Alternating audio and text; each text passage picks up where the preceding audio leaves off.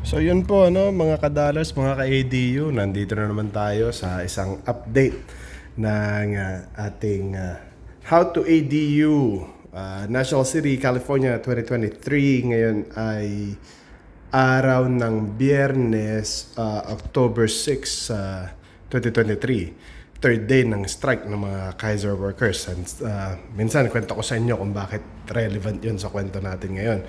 Pero dito muna tayo, mapapansin nyo, naka-install na ang ating mga lower cabinets. Kahapon yan in-install. Meron din tayo dito.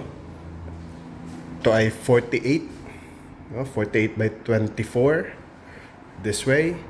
Tapos ito, full length. So halos parang ganun din sa unit number 2 natin doon. Pero the difference is ito may extra na, ano ba to? Siguro 16 inches. May mga drawer. Obviously, kulang pa ng countertop sa Monday yan. Countertop sa Monday. Kanina lang, in-extend natin to. Ang original plan hanggang dito lang yung countertop. Tapos ang overhang lang ay dito. Ganyan, 12 inches, 1 foot. Para pwedeng umupo. Dito. Yan na rin kasi ang dining yan. Pero bilang suggestion sa atin, pwede nating i-extend ito. Hi Tucker! Extend ito para pwede ka pang manood ng TV. So, laging may mga iteration, laging may mga bago, may mga changes sa plano na hindi mo inaasahan. Ito yung ating fridge, installed na yan, running na yan. Tapos ito ang detalyeng idinagdag natin, ang ating focal wall. Ayan, bigyan ko kayo ng medyo mas malayong view. So pagpasok mo, yan ang makikita mo. Hey Tucker! Ganyan.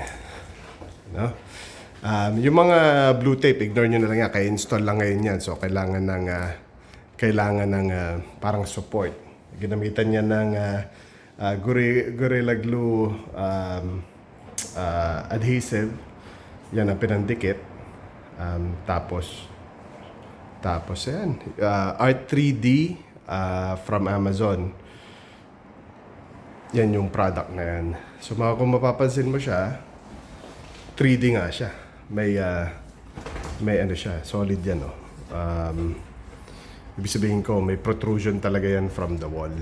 So yan yung para may dating. Para may dating yung wall natin. Wala namang masama dun sa regular wall, pero pag nilagyan mo ng ganyang feature, all of the sudden, parang nagiging custom talaga yung bahay. Ito, i-extend pa yan hanggang doon. Di pa lang natatapos. Yun ang ginawa natin ngayon.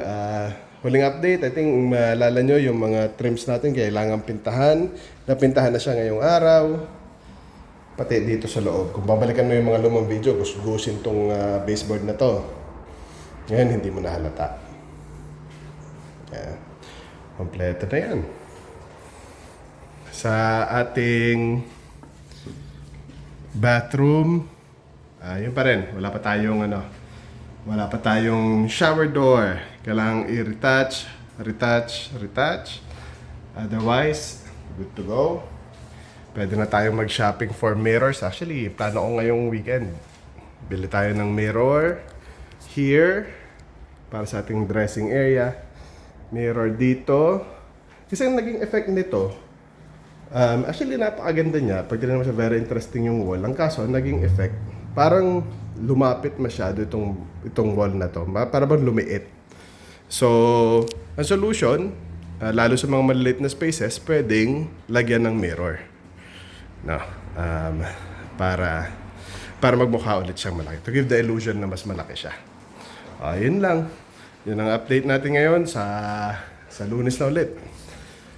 Para ready na sa rental. Ayun lang po. Say bye, Tucker. Okay, thanks. Bye.